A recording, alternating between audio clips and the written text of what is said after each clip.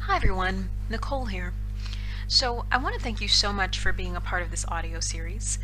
Today we're going to talk about the full expression of our emotions, but specifically we're going to focus on those heavier emotions such as anger, fear, resentment, or pain. The reason I want to focus on the expression and the feeling of these emotions is because I often find that, when we're moving on a healing path, when we're trying to move forward, when we're focused on creating a new life, one of the things that can often hold us back is not giving ourselves permission to feel whatever it is that we have to feel. I find this is specifically true, when I'm working with clients who maybe have dealt with severe abuse in childhood or are coming out of very abusive romantic partnerships. You know, Expressing a full range of emotions, getting angry, feeling pain, feeling shame, feeling resentment, all of that is a part of the healing process. As you allow yourself to go through those emotions, it's like walking up a ladder or walking up steps. You let that emotion go, you move on to the next one. You let that emotion go, you move on to the next one. And eventually, you get to the place where you're transcendent and you're full of joy and bliss and ecstaticism, and you understand the divine perfection in everything that you went through. But I think it's important to note that that's really often the last step in a healing process or a growth process. It's not the first step. And what I see a lot that causes a great deal of pain and a great deal of shame for a lot of people is that they feel they should immediately shift to forgiveness. They should immediately shift to transcendence. They should immediately shift to acceptance without exploring everything that they need to explore and then moving on. So if you are finding yourself coming out of a situation that has been particularly traumatic, maybe as I said before, you're recovering from the pain of a very abusive traumatic childhood. Maybe you as an adult are coming out of abusive romantic partnership. Maybe there's been a loss in the family, a loss of a career, a loss of a dream, and you're just trying to pick up the pieces again. You don't have to deny what you're feeling and try to get to a better feeling thought. So say for example, let's say if we're dealing with someone who's lost their job and they've put all their time and energy into this career and building this career up, and one day the company says, sorry, we just got to let you go. I'm not going to say to that person, I'm not going to say to that client, well, you really should just see the divine perfection in this, and you should move on and move past it. Eventually you will see the divine perfection. But maybe right now you just have to grieve. Maybe right now you just have to cry. Maybe right now you just have to sit with a good friend or a family member who can listen and speak out your fears. All of those things are incredibly valid. And I think it's very important to note that. So don't censor what you're feeling. That being said, I want to talk a little bit about how to move through emotions so you don't find yourself getting stuck, but at the same time you're honoring what's going on with you, especially when we relate to anger and resentment and heavier emotions that we're often told we should not be feeling, right? One of the things that I give to a lot of my clients, and many of them find it to be incredibly helpful, I recommend journaling. If you're going through a really, really difficult time in your life, and especially if you don't really have anyone to talk to who will understand, journaling is an amazing tool to get what's inside of your head onto the paper. The beauty of it is that journaling is really a meditation in and of itself. Because just like in meditation, with journaling, you're dropping your thoughts, you're dumping your thoughts, but you're dumping them onto the page. So you're not thinking about them, you're not examining them, you're not judging yourself for what you're writing, you're simply writing it. And what it does is it purges you, it cleanses you, it heals you. So if you're going through a really tough time, I recommend journaling every day. As soon as you get up in the morning, sit down, total stream of consciousness, and just write. And you have to understand too that what you're writing does not have to make sense. It doesn't even have to make sense to you. Because really what you're doing is a purging. It's a letting go. So that's one tip. Another tip that I recommend as well is I recommend walking. I'm a big proponent of meditation. And I do recommend on some level that every person have a certain type of meditative practice. And by meditation, I'm not talking about meditation in the traditional sense of sitting for 5, 10, 15 minutes or an hour and focusing on your breath, though that is one method of meditation. I'm actually focusing on dropping your thoughts, letting go of your thoughts, letting them leave so that your mind can be clear and you can hear the voice of your intuition. So when I use the term meditation, that's actually what I'm referring to. So that being said, this is why I find that a walking meditation, walking every day, is very good for a lot of people. You know, I have some clients who love to sit quietly, and that works very, very well for them. But I've also found for some people that a walking meditation works better. A seated meditation doesn't cut it for them. So if you find that you have a lot of pent-up energy, perhaps walking will be soothing for you. And here's how you do it. 20 to 30 minutes a day, make a commitment to do this for yourself.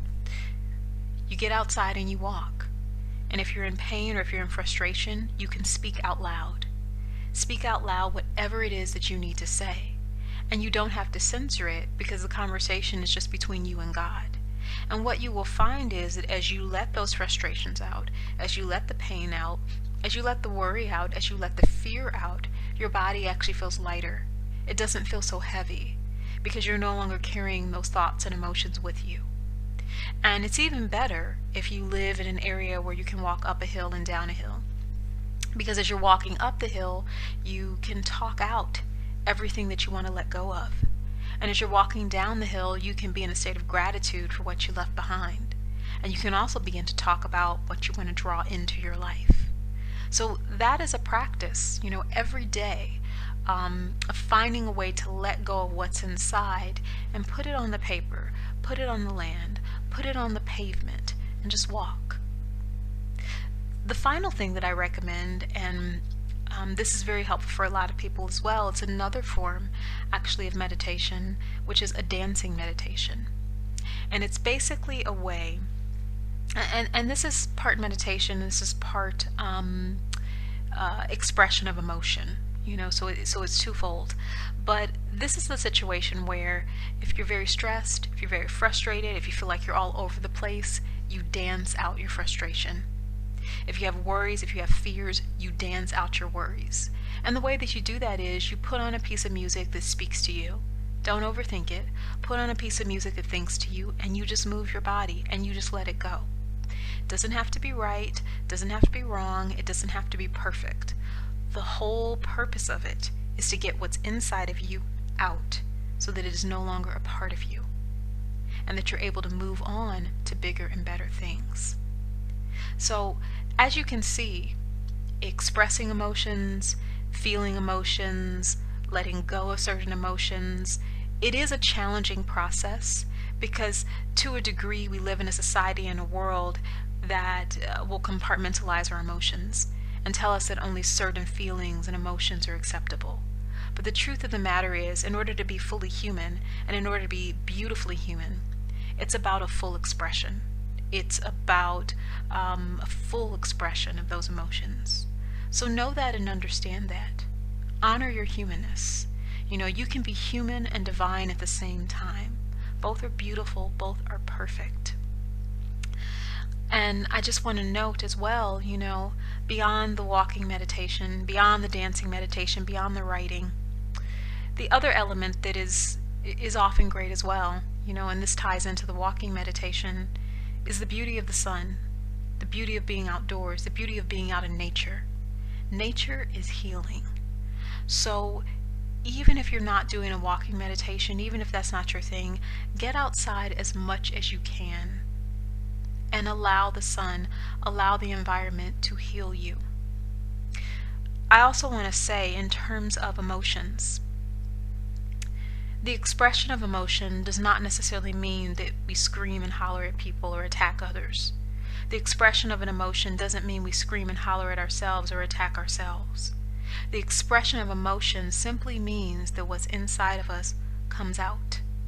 And we can do that through speaking, we can do that through walking, we can do that through dancing, we can do that through laughing.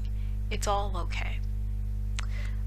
The last thing that I want to touch on before we close is I want to talk about actually feeling an emotion. And the reason I think the feeling of emotions are so important is because, I often do readings for lots of clients, and I've experienced this in my own life where we are afraid to feel. We are afraid of our feelings because we think on some level our pain, may destroy us. We may think that, to experience joy or to feel that bliss and ecstaticism, something's wrong because it's going to be taken away. We may be afraid to feel fear. The thing about emotions is this: if you just accept them and let them flow through your body and feel what you feel, they will usually transform themselves into a new emotion. So say, for example, if I'm dealing with a major shift in my life and I'm dealing with a major loss, maybe it's the loss of a family member or a job or a way of life, my natural inclination may be to tell myself that I can't feel fear, I can't feel sadness, because I have to be strong for everybody around me. But if I were just to take 5 to 10 minutes and just sit with my pain, I don't have to talk about it, I don't have to think about it, just feel it. Let the pain flood through my body and feel it through my body, and know it's flowing through me and flowing through my limbs. If I just sit with that, I will find that it does not destroy me. I may cry. I may reminisce about times that I thought were better. I may wish that I could go back to another way of living. All of these things are a part of that forgiveness process, that healing process, that transcendence process. But at the same time, I'm feeling it.